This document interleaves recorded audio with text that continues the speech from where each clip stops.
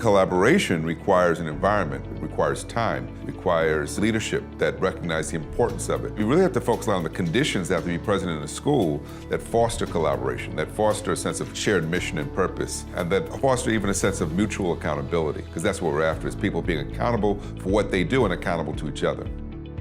Collaboration is important with school climate because teachers need to have the ability to give feedback to administrators on what they see are the strengths and weaknesses of programs that are happening for students. Building trust is important in building a relationship. Building trust takes time. It doesn't happen overnight. As part of this collaborative relationship that we have in ABC with the teachers union as well as our classified unions, it's about following through with what you're saying you're going to do. We don't want to see each other fail. Working conditions isn't only about classroom dynamic or the physical surroundings. It's also about the way that people, adults, relate to each other and the relationships that can be formed with students. A learning culture doesn't develop by accident. There has to be intentionality about it. School climate has a well understood effect on students themselves.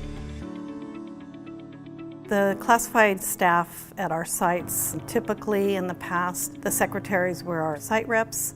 I now have site reps at all my sites, and I've included other people, and when I ask, they're willing to step up and do this work.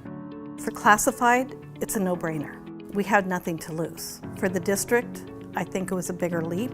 When we had the opportunity to open our own school, it wasn't just the notion that small would be better. It was the notion that controlling the climate and that the people controlling the school climate should be the teachers who are, of course, closest to the people who benefit from the schools, the students. We know that if the educators have a voice in their professional development, if they have stable class sizes, if the students are safe when they come to school, if the students have access to other services like counselors and librarians, and teachers are actually able to teach and do their craft, then students do better.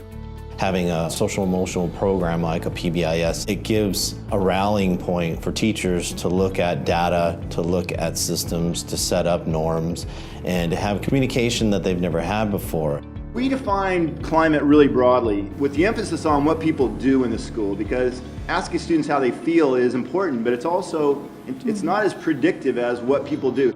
We finally start to realize something that should have been obvious a long time ago, that the social and emotional needs of a child also impact their learning needs. Kids who are hungry, kids who are coming from families that are in distress, don't do as well in school. If we don't address those other needs, then the kids with the greatest needs will always be the kids who slip through the cracks. Having that more holistic framework is essential for changing outcomes for kids. The schools that are doing it are showing it's possible.